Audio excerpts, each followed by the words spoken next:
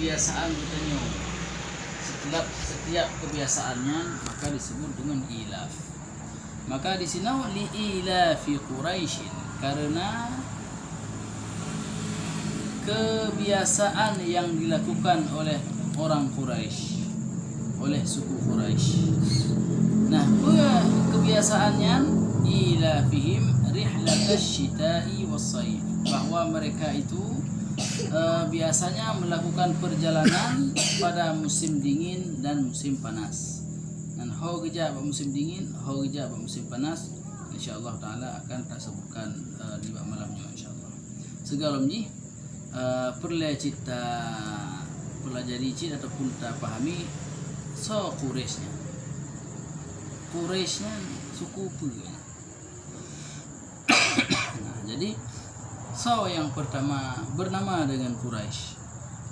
Maka di sini ngana kupas bacut masalah Quraisy, yaitu bahwa Quraisy adalah hum waladun Nadr ibni Kinanah alal arjah. Jadi ikhtilaf para ulama seputar sabuhan, yaitu sawa yang pertama sekali diberi nama dan gelar dengan Quraisy. Karena biasanya memang nan satu kabilah oleh orang Arab pada masanya yang dimulai dari nama nan urun ataupun sebutan urun. Di antara sebutannya adalah Quraisy, sehingga kemudian membentuk satu kabilah bernama kabilah Quraisy. Nah, Quraisynya adalah anak daripada An-Nadr ibni Kinanah. An-Nadr ibni Kinanah. Nah, Najib sebuah pendapat yang mengatakan bahwasanya yang Quraisynya urun pun yang diberi lakab dengan Quraisy adalah kakek Rasulullah SAW yang bernama Qusay bin Kilab. Qusay, yang dalam silsilah Rasulullah SAW, Qusay. Nah, Qusay yang pertama diberikan gelar dengan Quraisy. Nah, jadi darinya jadi yang maksud daripada suku Quraisy adalah anak keturunan daripada Qusay. Namun di sini disebutkan oleh penaji mufassirnya bahwa huwa waladun Nadr ibni Kinanah alal arjah, bahwa pendapat yang paling kuat mengatakan bahwasanya orang yang pertama sekali bergelar Quraisy adalah An-Nadr ibni Kinanah. Ini juga salah satu daripada kakek Rasulullah sallallahu alaihi wasallam, dari keturunan Rasulullah sallallahu alaihi wasallam. Nan ganyan An-Nadr. An-Nadrnya dalam bahasa Arab artinya bercahaya, bercahayalah wajahnya. Nah, maka puji ganyan bergelar dengan An-Nadr karena memang ganyan wajahnya adalah bercahaya. Pak man cahayanya adalah cahaya Nur Muhammad sallallahu alaihi wasallam yang dipeduk oleh Allah Taala bak garis keturunan beliau. Jadi Rasulullah sallallahu alaihi wasallam sebelum lahirnya akan berpindah dari Nabi Adam nurnya, kemudian itu mbak Nabi Adam, kemudian tulam sampai kepada An-Nadr. Maka wajah agaknya bercahaya, menjadi urang penani cahaya yang keluar dari wajahnya. Dan memang dalam sejarah disebutkan bahwa semua garis keturunan Rasulullah SAW yang ke atas, artinya kakek-kakek Rasulullah yang utuhnya, yang menduma wajah bercahaya. Wajah gadah cahayanya, yaitu ketika Abdullah bin Abdul Muttalib kemudian memperistrikan Aminah. Lalu kemudian ketika Rasulullah SAW sudah berada dalam perut ibunya, nyan gadah cahayanya, karena berpindah dari Abdullah ke Muhammad SAW yang ke dalam perut mak. Maka pada saatnya ke Abdullah hanali pernah disebutkan dalam beberapa riwayat bahwa Nasidrawina yang galak datang ke Abdullah. Galak datang ke Abdullah. Puji galak karena kedepa bahwasanya memang dalam diri Abdullah itu terkandung Nur Muhammad SAW. Maka ganyan kiban cara berjid ke rumah daripada Abdullah. Nah, maka ketika Abdullah sudah berkeluarga, hana dulu cahayanya, kahana timli oleh ganyan pil hang timli cik. Adanya ketika selesai Abdullah berkeluarga, hana li, jadi cahayanya hana. Nah, maka oleh karenanya di sini ada kalian bahwa memang Quraisy adalah sahabat suku, anak daripada An-Nadhr ibni Kinanah. Nah, jadi nyakunya ke Salman An-Nadhr ibni Kinanah padu keturunan padu. Nah, begah di sini wa huwa al-jaddu tsalitsu asyara lin Nabi sallallahu alaihi wasallam. Berarti dia adalah kakek yang ke-13 dari Rasulullah sallallahu alaihi wasallam. Jadi Rasulullah ibnu Abdullah, ayahnya Ibnu Abdul Muttalibnya kakek pun. Baru kemudian watu lagi sampai ke yang ke-13 lah beliau yang disebut dengan An-Nadhr ibni Kinanah. Nyokunya orang pertama sekali yang diberi gelar dengan Quraisy. Jadi yang pun menturi nan Quraisy nya kebagainya yaitu An-Nadhr ibni Kinanah.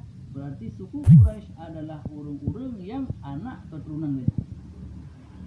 Nah, sampai kemudian kepada Rasulullah sallallahu alaihi wasallam, sampai kemudian kepada yang lain. Nah, jadi suku Quraisy memang sangat mulia.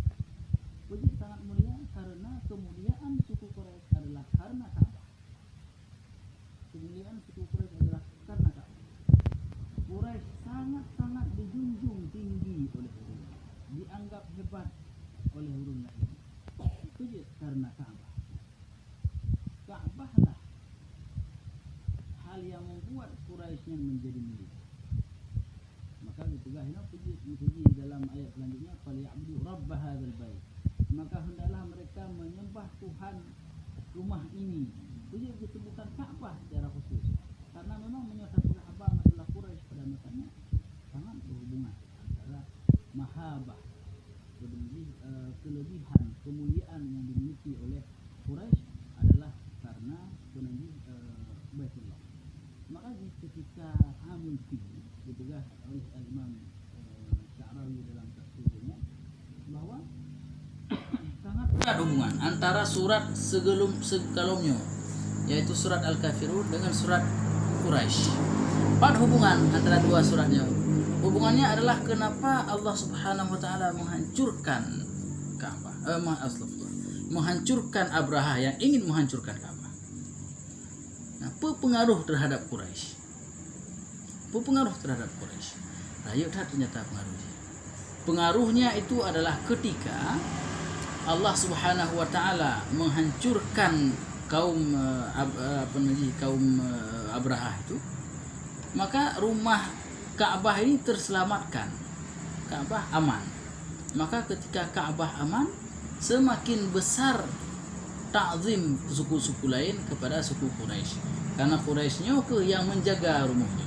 Quraisynya ke yang senantiasa menyambut tamu-tamu dari berbagai negara. Terus dari berbagai daerah di Jazirah Arabia, terus kenan ya tawaf urunnya ya beribadah. Maka orang Quraisy lah yang menampung mereka, kemudian menghadam mereka, kemudian memberikan kebutuhan-kebutuhan. Jadi Quraisy sangat mulia. Mulia mereka adalah karena Ka'bah. Nah, mulia mereka karena Ka'bah yang paling utama. Nah, maka ketika Abraha dihancurkan oleh Allah Subhanahu wa taala, yang makin segan awaknya ke Quraisy. Betul. Berarti memang betul-betul mulia. Seandainya Ka'bahnya hancur, maka hilanglah kemuliaan Quraisy. Betul, karena hal yang membuat mereka bisa menjaga kemuliaan itu. Karena awaknya adalah orang yang penjaga berkah, khadam Ka'bah, memang Ka'bah kahanali. Maka berarti gadah kemuliaan. Maka Allah menjaga kemuliaan suku Quraisy.